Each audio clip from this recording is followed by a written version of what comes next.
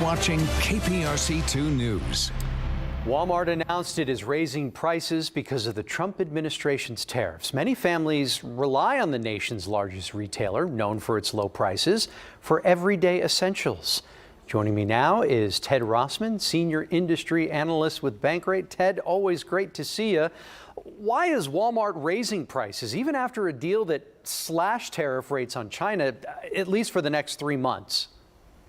Right. Even though the worst case is avoided for now, these tariffs have been punted 90 days down the road. They're still higher than they used to be. 10% higher on most countries, 30% on China. That is having impacts up and down the supply chain.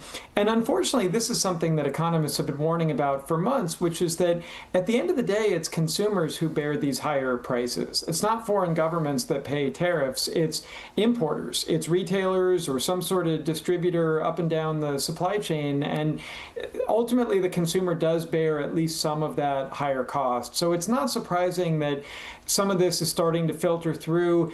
It is a political flashpoint, though. The president has recently taken on companies like Amazon and Mattel that were talking about raising prices. So it'll be interesting to see if Walmart finds itself in the crosshairs here. Well, so what do you recommend that shoppers do to lower their grocery bills, especially on things like diapers, formula, paper towels, and other staples? The frustrating thing for a lot of people is they feel like they've already made cutbacks. They're already buying less or trading down to cheaper stores and cheaper brands. Walmart has actually been a major beneficiary of that trend. An increasing percentage of people with six-figure incomes have been shopping at Walmart, which is typically known as a discount retailer, for things like groceries and clothing and other essentials. One thing you can do is to take advantage of credit card rewards, either cash in on the cash back that you've already accumulated, or let's say you're using cash or a debit card and you could switch to a card that gives 2% back on everything, or 6% back on groceries, or 5% back on travel.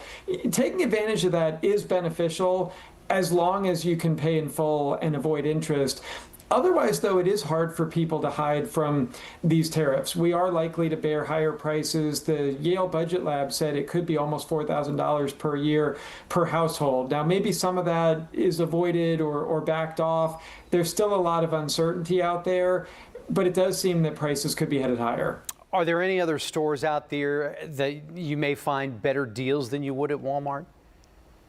There are some super discount grocery chains like Aldi, for example. Walmart, though, because of its scale, does typically have very good prices. And in fact, they're the nation's largest grocery chain. We think of Walmart as being like an everything sort of department store, and in many respects they are, but 60% of their sales are groceries, and they sell more groceries than anyone else in America.